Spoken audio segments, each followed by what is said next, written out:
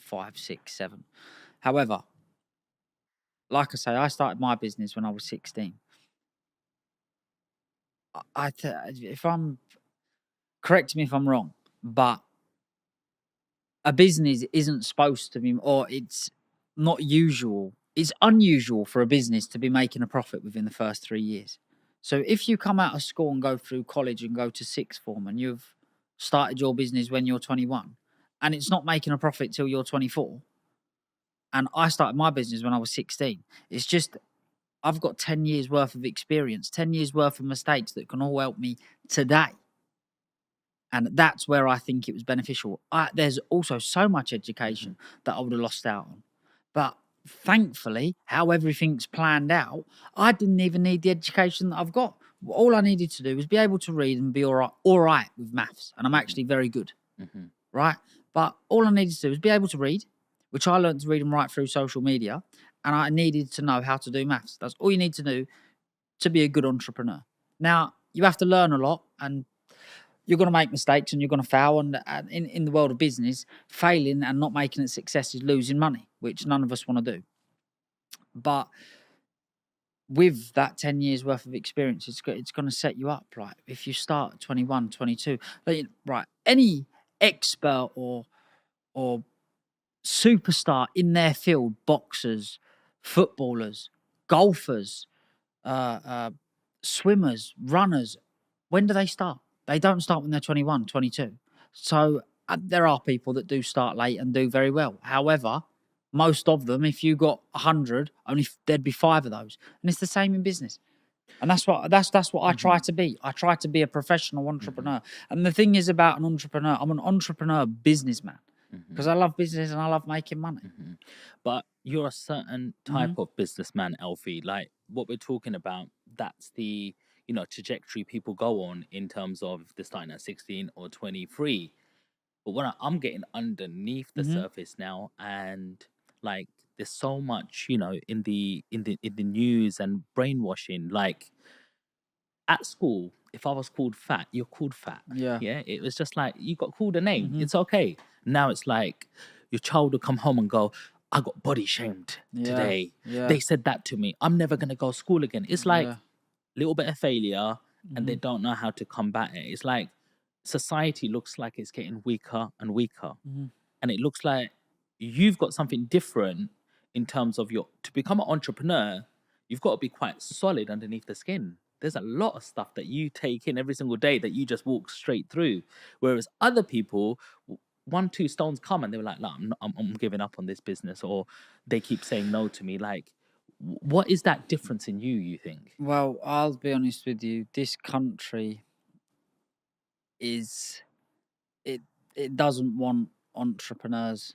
It doesn't want them. There's everything put in place for you not to start a business, not to help, for you not to start a business. And if you want, the way I see it, and this is only my opinion, I think the government pretty much teach you, or they're trying to teach you from a young age, how your life's going to be. Like, the school teaches the government and you abide by our rules, and that's how it's got to happen. And all your money, we want 40% of it. And I understand tax. I believe I live in a country, and I do. You owe a tax. Do you know what I mean? I owe a duty for that, for living in a country in a beautiful place. I understand it's been going on for years, but what we get charged here is ridiculous. We get bled 40% on personal income tax. It's but how that? Listen now. Again, you have to get over that and think, right, well, I'm going to have to go and make more money then, or I'm going to make a better business. But, people look at this before they even start. And that's why there is a lot of people that don't even start. It's not that they start and failed. They don't even bother. They look and think, oh, forget it. But I do genuinely believe that schools are very much set up like how a lot of people are living outside of school. You abide by our rules, you do what we tell you to do, and it's as simple as that. Some high profile people say, I want to give my kids the best education, private schooling, extra tuition, maybe piano lessons, give them as much as possible at a young age, challenges. But how do you also get that balance of, hey, hang on, that isn't everything, come here, we've also got business, or I want to introduce you to a friend who has a business. How do you get that right balance? To be honest with you, I believe that the best thing about the education of what you just said about parents want to give their kids the best education, I don't think it really makes a difference between a good school and a bad school. I think wherever you go, they're pretty much going to learn how to read, how to write, how to do maths, which is very basic stuff, which that's all I believe. I think, you know, from then on in, we've got our own mind. We move on to whatever we want to learn or move forward. How many people go through school and actually use what they've learned in primary school, apart from reading or writing, in the industry that they get involved in? Not much. Has Henry VIII ever been brought up to you? Did you get taught him in school? Yeah. You did. Okay then. I don't even know some math sums what they have on a board. I couldn't even tell you what they look like. But have you ever come up against a math sign where you've got to do 5 squared? Simultaneous equations? No, I never used it before. We haven't. No, exactly. This is what I'm saying. So, you know, we learn to read and write. We learn to do maths, and that's what does set us up for the entrepreneurial world. However, it is hard out there. It's very hard to earn money. Very hard to set up a business. But the things, I'm not saying don't do it, but it's hard. It's not that. You genuinely face failure after failure after failure, and then boom, you have some success. And then you go failure, boom, success, because you're adding experience up after all your failures, putting that to good use, and now it's paying off. Because when you're approaching something after you've failed so many times, you're not just turning up as somebody who's failed. You're turning up with somebody who's got 10 times the experience now. You know? So that's why I think persistence is also very good. But go on. Tell us a little bit about, well, I want a prediction from you now. You said the UK's not going in a good way. It's not that I'm not saying it's going in a good way. I just disagree. I think that the tax is extortionate here in the UK, and they don't support businesses, and they're not pushing for entrepreneurs. That's all I say. Like, you know, our schools are not set up to make entrepreneurs. Do you understand where I'm coming from? And what you were saying about the best of educations, I never come round to telling you, but the best thing about putting your kid into a private school is not the education they're going to get. It's the network of children that are in that school who are going to grow up, because their mums and dads are going to be pushing their children, i.e. to be doctors, lawyers, solicitors, all people that will become very useful further down your life. Now, I'm not saying you have to make best friends with everybody, but my theory behind being successful is to make yourself successful, make yourself want to be known by people, make yourself useful, and make yourself valuable. So then you can attract people that are useful and valuable.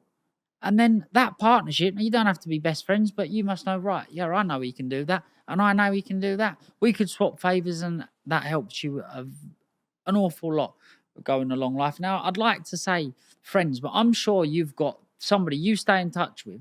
Now, you haven't got to lie to me, or you can, but I'm sure you've got someone that you stay in touch with that's not your friend. You'll hear their bullshit because what they can do for you.